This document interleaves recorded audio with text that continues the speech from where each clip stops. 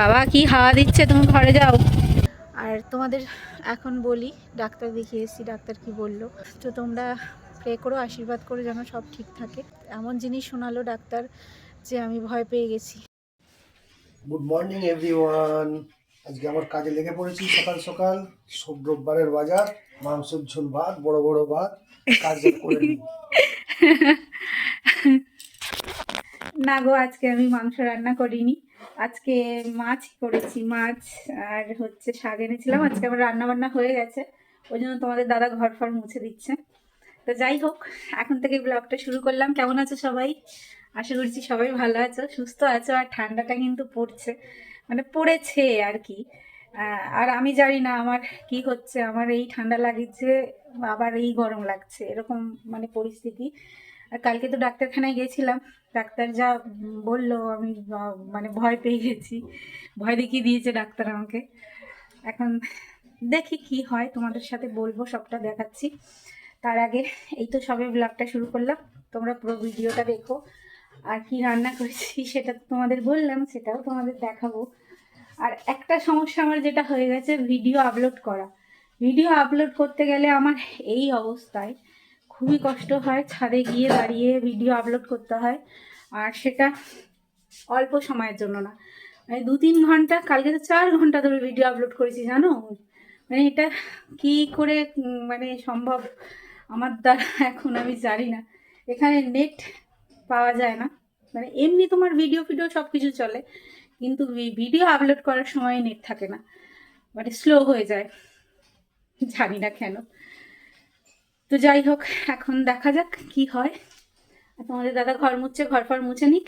তো ব্লগটা দেখো, এনজয় করো। আর তোমাদের কাছে কিছু প্রশ্ন আছে অবশ্যই, যদি তোমরা জানো আমাকে একটু গাইড করে দিও, ঠিক আছে? তো ফ্রেন্ডস, এই যে তোমাদের দাদাকে আমি খাইয়ে দিচ্ছি এখন। আর আমার শরীরটা এখন হঠাৎ করে ভালো লাগছে না, মুখটা ধরপড় ধরপড় করছে, জানি না, ভাল লাগছে না শরীরটা। আর আজকে কি রান্না করেছি তোমাদের দেখাবো, দাঁড়াও। আমি ক্যামেরা অন করতে পারছি না জানো তো, মানে ভিডিও বানাতে পারছি না, মানে সে কেমন একটা শরীরে লাগছে। তোমাদের দাদা রেডি হয়ে গেছে, আর নিজে হাতে না খেলে ও একটুখানি ভাত খায়। তো আজকে দেখো এখানে সব খাবার দাবার ঢাকা আছে, কি রান্না করেছি তোমাদের বলবো। তো সে রেডি হয়ে এখন বেরিয়ে যাচ্ছে। আর আমার হঠাৎ করে শরীরটা খারাপ লাগছে, কেন লাগছে তোমাদের বলছি, দাঁড়াও।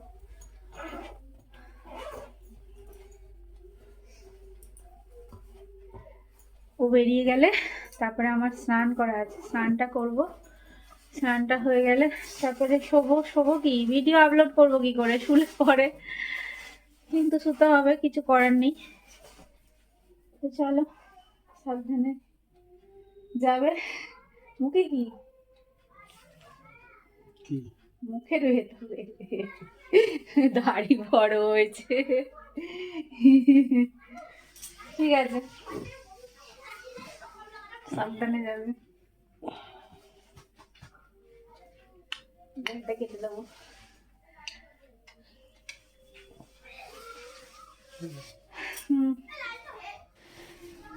আজকেও রোদটা সেরকম ওঠেনি, আর ঠান্ডা ঠান্ডা আছে, রোদ ওঠেই নি, দেখো আজকেও রোদ ওঠেনি, রোদের দেখা নাই রে, রোদের দেখা নাই, রোদ ওঠেনি। আর রোদ না উঠলে যেন আরো বেশি ঠান্ডা লাগে, আর ঠান্ডা ঠান্ডা হাওয়া দিচ্ছে। কি আটকে গেল নাকি? টিভি নিয়েছো? চলো, সাবধানে যাবে।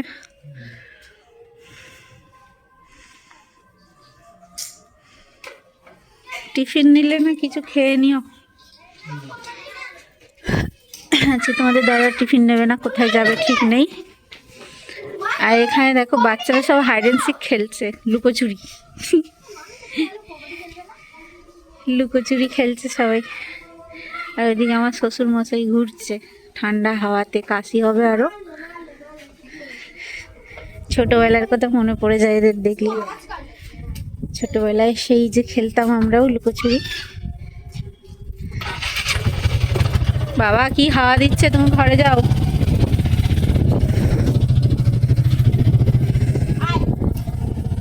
কোথায় গেল আরেকজন? ও বাবা হাওয়া খাচ্ছে, ভালো লাগছে। রাত্রিবেলায় বুঝবে, রাত্রিবেলায় কাশি হবে।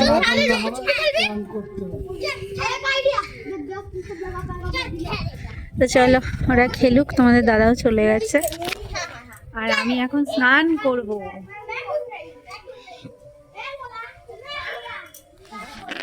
আজকে শরীরটা খুব একটা ভালো যাচ্ছে না আমার, আমি জানি না কেন। ওষুধ দিয়েছে, সেই ওষুধের এফেক্ট না অন্য কিছু, আমি কিছু জানি না। তো যাই হোক, স্নান টান করে নিয়েছি, এখন খাবো। আর খাওয়ার আগে তোমাদের সাথে শেয়ার করব না আজকে আমি কষ্ট করে কি রান্না করলাম।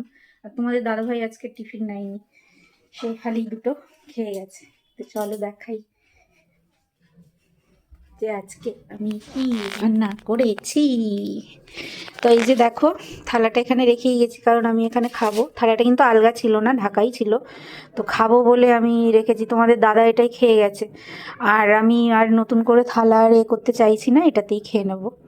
তো আজকে রান্না করেছি হচ্ছে, প্রথমে দেখাই, এই যে শাক ভাজা, কলমি শাক ভাজা করেছি। আর এই যে হাঁড়িতে তো অবভিয়াসলি ভাতই থাকবে, এই যে ভাত আছে।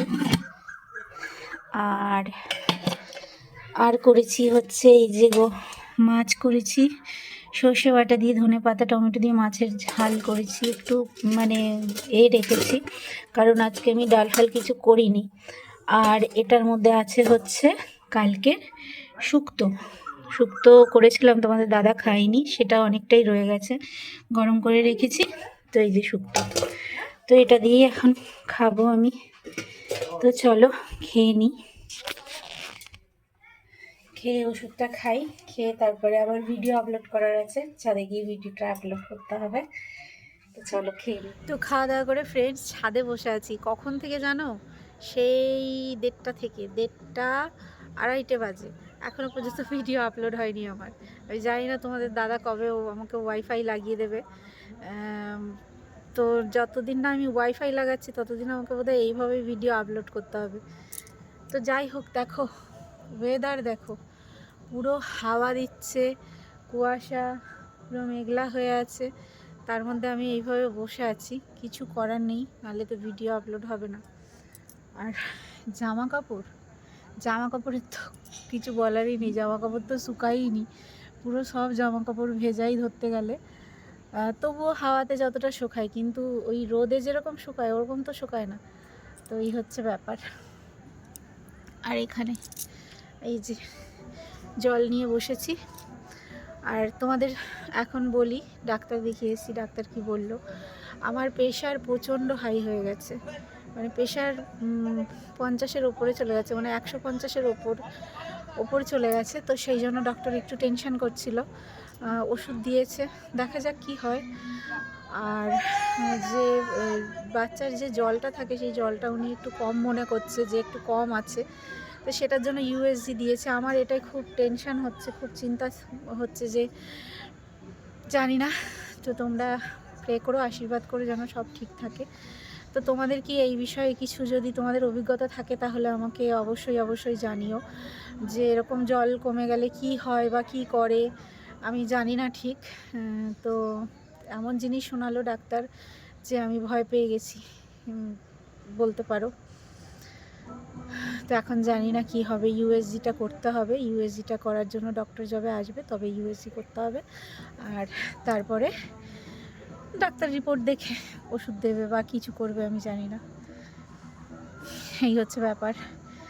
তো বসেই আছি ছাদে, চলো আমার ভিডিও আপলোড হোক, তারপর আবার দেখা হচ্ছে তোমাদের সাথে। তো সন্ধ্যাবেলায় বন্ধুরা একটুখানি চা করেছি, একটু মুড়ি মেখেছি খাবো বলে। আর তোমাদের দাদা তো আজকে টিফিন নিয়ে যায়নি, সেই জন্য সব মাছ, ডাল তো করিনি, তরকারি যা করেছিলাম দুপুরে, শাক ভাজা, তো সব কিছুই আছে, শুধু রাতে দুটো ভাত করলেই হয়ে যায়।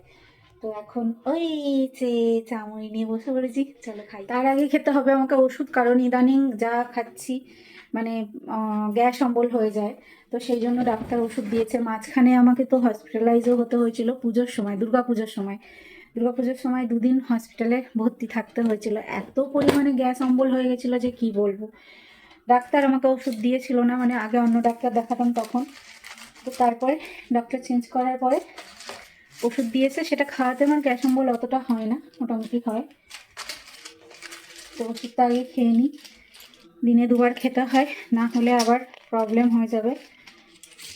বুঝতেই তো পারছো যে এই অবস্থায় কত রকম সমস্যা ফেস করতে হয়। তো আগে একটা ওষুধ আগে খেয়ে নিই, চলো, প্রোটেকশনের জন্য, যাতে কোনো রকম কোনো সমস্যা না হয় সেই জন্য। খিদে তো পাই, আর এদিকে খেলে যদি এরকম প্রবলেম হয় কি হবে।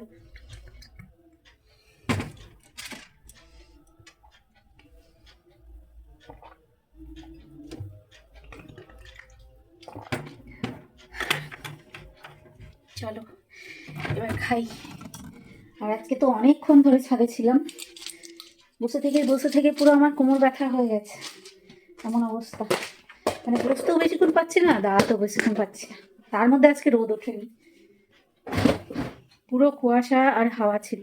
তোমাদের দাদাকে বলেছিলাম যে আমার জন্য চাল ভাজা নিয়ে এসো না, তো তোমাদের দাদা চাল ভাজা নিয়ে এসেছিলো আমার জন্য, তো সেই চাল ভাজাটাই খাবো।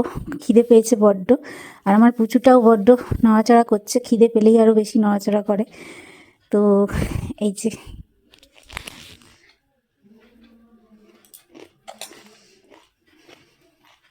চাল ভাজাটা বেশ ভালো। চাটা আমি অত খাই না এখন, তাও খাই। সকালবেলা তো খুব খেতে ইচ্ছে করে, কিন্তু খেতে পারি না, মাঝে সাঝে খাই, আর নাহলে দুধটাই খাই। শীতকালে চা খাওয়ার আমেজই আলাদা, মজাই আলাদা।